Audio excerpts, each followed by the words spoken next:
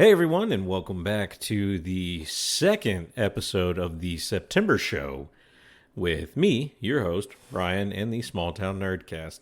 If you guys don't remember, so this month, last month I asked you guys what you would like to hear me talk about this month. It's my birthday month. I wanted to do kind of like a theme month, and over on Twitter is where I decided to hold the polls. And you guys chose cartoons that I grew up with. And so I kind of laid back in my chair, rolled my eyes into the back of my head, and much like Neo in the Matrix, the first time, not the second time around, or fourth time around, I forget what, the Matrix 4, right, is the newest one. Anyway, I plugged back into my memories and my nostalgia, and I pulled four cartoons that just immediately, well, not immediately, but that like really stood out, because a lot of cartoons and just other shows popped through my head. Then I had to filter all those out. Last week we talked about Speed Racer, or Mach Go Go Go. That was how we opened things up, and I'm still thinking about that. But this week, taking things a little more into the future, not too much. But a show that I hold near and dear to my heart, one that I am a huge fan of. And if you guys know me and this podcast and the intro to this podcast, I think this cartoon comes as no surprise to some of y'all, and that is 1991's Doug.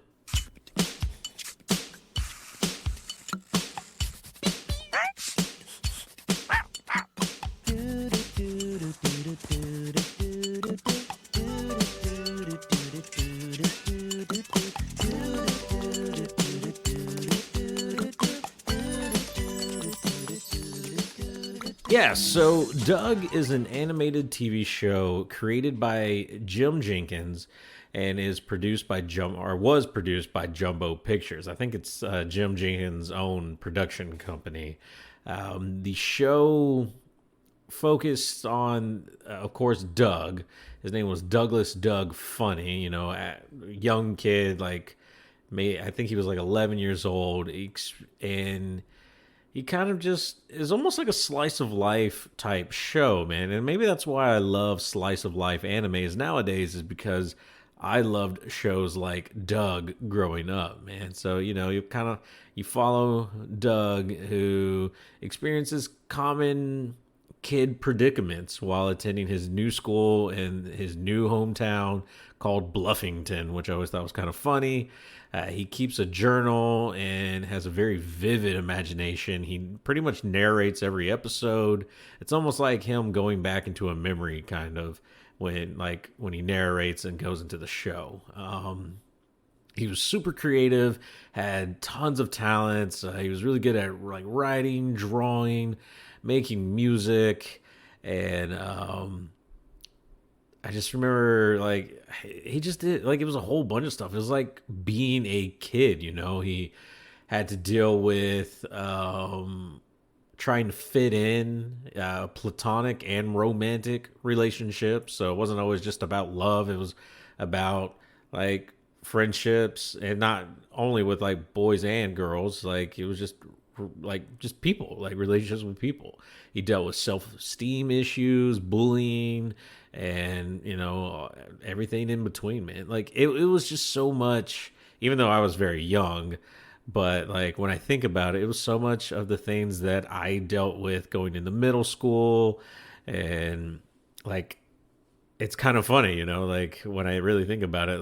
I think Doug, I feel a very personal connection to, because I feel like I can relate to him a lot. I used to love writing and drawing. I used to doodle all the time, and music was one of my favorite things, and making music and being in a band and being imaginative. Me and my friends, I remember in elementary, we created a comic book. It was our names, but we would put something in front of it. So I'm not going to use real names except for mine, but it was Thunder, or Thunderous Steve or Electric Dan, or man, I can't remember what mine was, like Heroic Brian. Maybe mine was like, one was like Thunder, the other one was Lightning, which was like the same thing, and then I think Electric.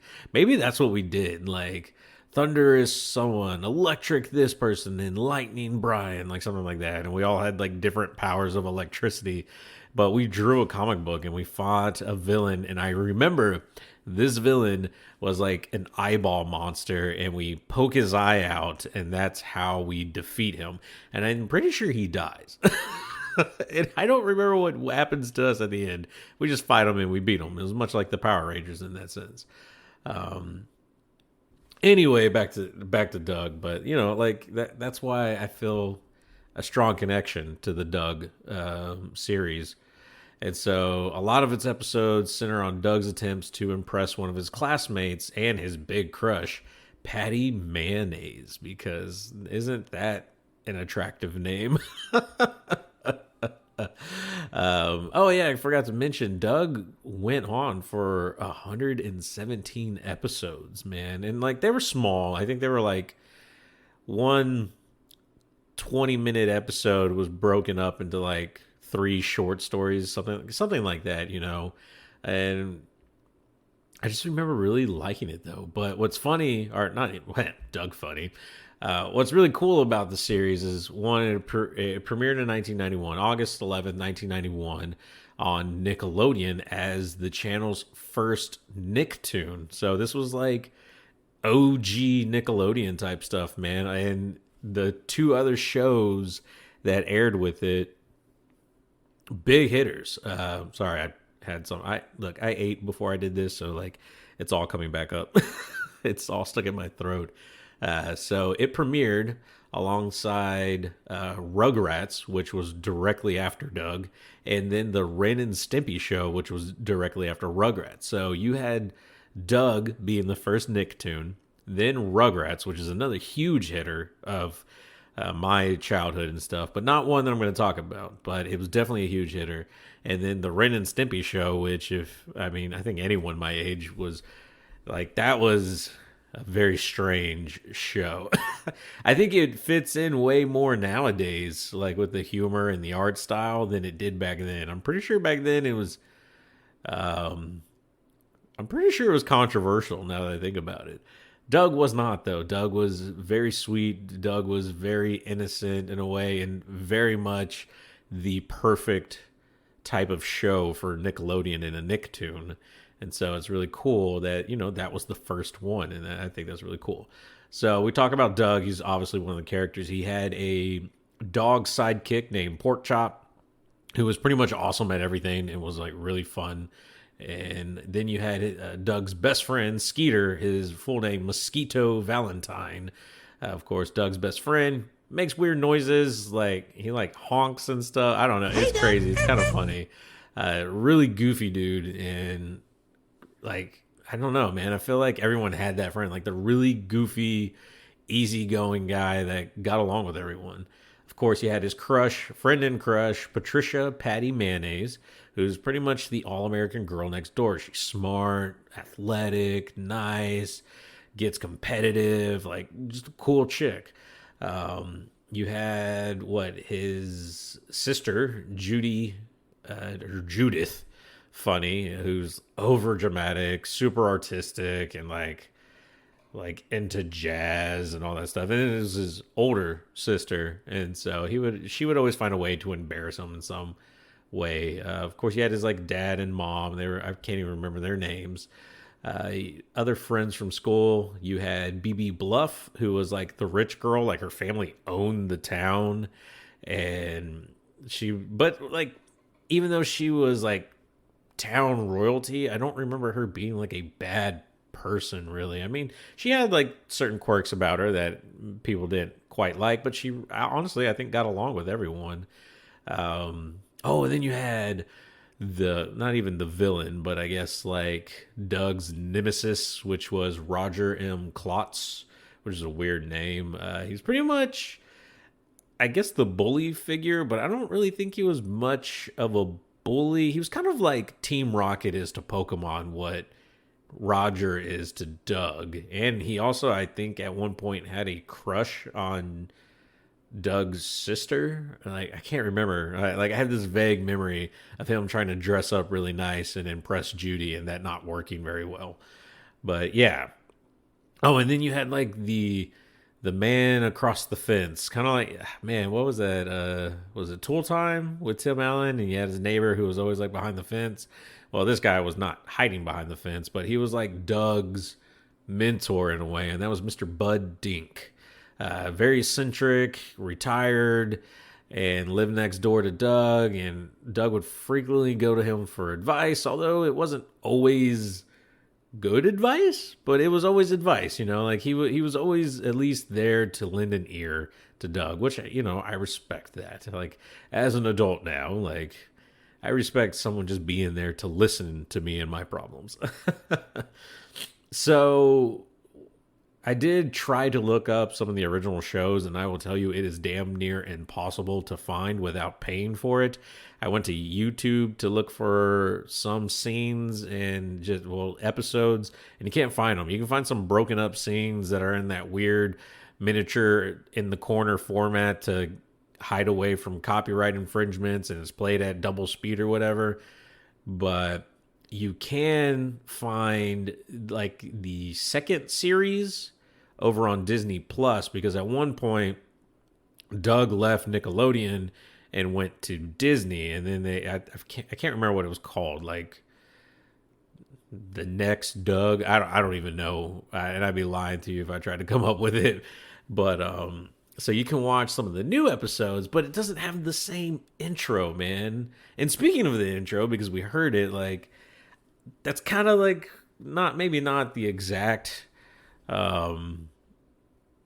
reference for mine, but like that, I loved that kind of stuff, and it made me want to like not take myself too seriously. And like, with this intro for my podcast, and I know for Small Town Nerd, we started off with like an actual song thing, but it didn't feel like me. The old intro I had with the Bry-Fy podcast felt more like me, and I still want to record it and edit it and for this show, but I still like the old one, man, and hopefully you guys like it too.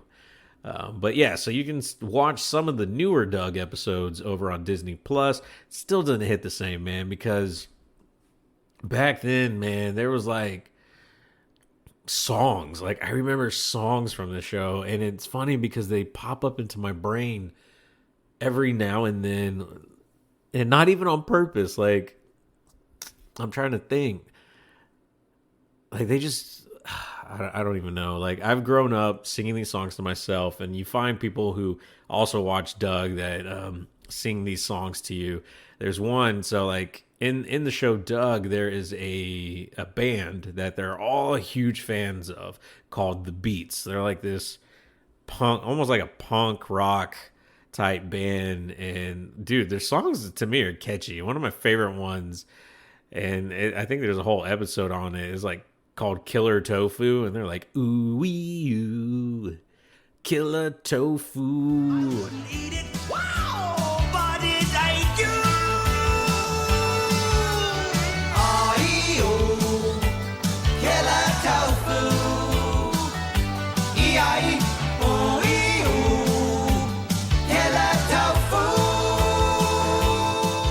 I don't know, man. It's funny. It's silly. There's actually a music video on YouTube, so you can look it up. And I thought it was badass, man. And like, there's an episode where him and Skeeter want to go to a concert with the Beats, and something happens where I think Skeeter gets grounded or Doug gets grounded, and they end up not being able to go to the show, or something happens along those lines. And instead, they just are able to go to like the local burger joint. I think it's called Honk Burger, which is silly. And yeah, I think that's why you first meet Skeeter anyway. Not like this episode, but you meet him at a Honk Burger because Doug's trying to take an order, and he doesn't really know how to order right because he's never been to this place before. And Skeeter steps in and it's like honk honk and does all the crazy stuff and helps him, and that's how they become friends. But yeah, they go there, and it turns out that the Beats show up at the burger joint after the concert, and so they get to like hang out with them, and I think they sing a song with them and stuff. So it was like they got to go to the show. You know, it was kind of fun. And then of course Doug with his imagination, and he plays music. Like he loves the banjo. There's a song I think it's like called "Banging on a Trash Can," and I remember that song just being really fun and catchy, man. And man, I'll probably play a bit of that song right now. 1, 2, 3, 4. Banging on a trash can, drumming on a street light, strumming on my banjo. One little voice is calling me, calling me. One little voice is calling me. I don't know, man. Like that show was just always fun, and like I always felt like I saw a lot of myself in Doug. You know, like I just always felt maybe a little awkward, a little not normal, and Doug just was that perfect blend of what I felt like my personality was and the type of friends that I had around me. Of course, they weren't the crazy colors that like this show, like, because like this show never really had like people of color in it, and like there's no nice way to put that, man. Like there, like Doug was white, and he was clearly white, and Patty was very tan. But then all the other kids, like Roger had green skin, Skeeter was blue. I think BB was also blue, or maybe she was green or a different color green. And like Mr. Dink was like a weird navy color and stuff like people did not have regular colors. I think only Doug's family did. Now that I really think, and Patty, like those were the only people with like normal skin tones, and they were mostly white. So maybe problematic, but at the time, you know, you didn't think about it as a kid. You just thought like, wow, this is a fun show, and I really like it. But you know what's funny? I was reading a bit about like the creator and Jim Jenkins and him talking about creating the show and basing a lot of these characters off of people in his life and him growing up, I believe in West Virginia it was, and that's kind of what the town of Bluffington is based off of, is West Virginia, and the town that he grew up in there or moved to and grew from there. And a lot of the people, I think he even said like Patty Mayonnaise or Patricia Mayonnaise was like an amalgam of two girls that he had a crush on in high school or junior high. And like Skeeter is based off like his best friend, and Mr. Dink was based off someone else and stuff. And I think actually, man, I think Dink, D-I-N-K, actually stood for it was an acronym for something. It was something no, like something no kids, and I can't remember what it was. Man, I feel dumb for not knowing, and I could have swore I wrote it down somewhere. I guess I didn't, but so he goes on to talk a lot about Doug and his inspiration for the character, and trying to start it off as a book. It ends up not working. Like no one wants to pick it up as a book, and Nickelodeon decides to pick it up as a cartoon, and it goes really well. And originally he wanted to name the character something very generic, something very average, something, you know, middle of the road that would just kind of fit for just a normal person. And that name that he wanted to choose for Doug was Brian, and that is my name. And it only seems like fate that would be it. And it's kind of funny to me, and and it makes me feel a whole nother level of connection with this show. But I thought it was great, man. I thought it was fun, and I really dug it. And it's a fun show. Like I can't, the only way for you to understand Doug and what it means to me is just to watch it, you know. Unfortunately, you have to pay for like the first few seasons that come from Nickelodeon because they're a bunch of jerks. You can't find it on Hulu or anything like that. And I was hoping to find it on like something like Hulu or he's just something, but you couldn't, and it kind of sucked. But I thought it was really cool, and I was a big fan of it. And I don't know, man. Like I said, the music thing and stuff, like that's what did it from me. That's what made me made me happy. It was one of my favorite shows to watch in the morning.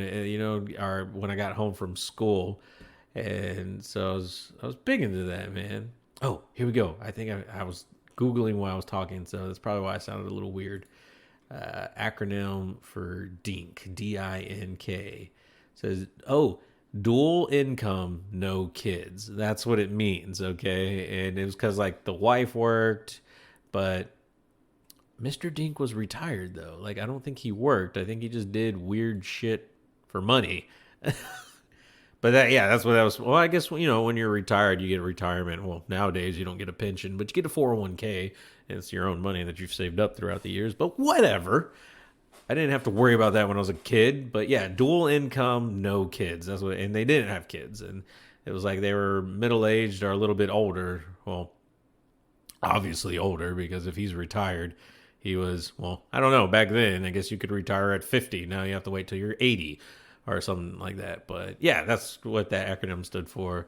And my God, like, I'm looking at a picture of this dude. His nose is as big as his head. He, like, if you've ever watched Beetlejuice, and it's when the husband and wife, after they've died and they're trying to scare the family out, and they decide to, like, contort and stretch their faces. He almost looks like the husband. Or what? The husband, when he, like, stretches, like, that's the kind of face I'm looking at right now, and it's terrifying. If I saw that in real life, I would be horrified. I would probably stab my eyes out and put them on my fingers, and then, like, another Beetlejuice reference. But yeah, man, that's really all I want to talk about. I know this episode was kind of short, but Doug, man, it was just one of the shows that just kept coming back to me, because I honestly feel like a lot of things from this show found their way, like, into my life, just the artistic part of it, or lack thereof. I don't know how you would view that, honestly, but, like, the music to it, the imagination, just the awkwardness of Doug and all that, and, like, the crushes and the unrequited love stuff, like that all feels real to me, like, feels a part of my life. And, actually, I thought about this, and I think it was in an interview. I don't know if it was in the show, because I never watched, like, the new episodes and stuff. I only watched, like, the first few seasons, and then I kind of moved away from Doug. I think when it moved to Disney is when I kind of moved away from Doug. But to my knowledge, Doug never gets with Patty Mayonnaise. Like, they never actually date. And I believe the creator even said, like, no, they don't get together, because not every relationship always has that type of happy ending, or, like, not everything always works out. And he felt like that was more like real life than Doug, getting with Patty, them growing old together and have family and stuff like that. Like, and, honestly, like, when you think about it, think about where you're at today. Are you with your high school sweetheart? Like, or did you find someone else after high school? And the answer for me is I found someone after I got out of high school. Like, the girl or girls that I dated in high school was not the woman that I married, And so it kind of is true, man. Doug is Doug. I am Doug. That Doug, man. Oh yeah, and I forgot, like, the best imaginary character that he had was his own self as a superhero called Quail Man, who had a cape and wore a belt for, like, a weird headpiece type thing. Like, how the frick did I forget that? But yeah, Doug, badass. You should check it out. Check out Banging on a Trash Can. It's a music video. Check out Killer Tofu. That is a music video. And we'll see you guys next week for another cartoon, which will stay a secret until then. Woo!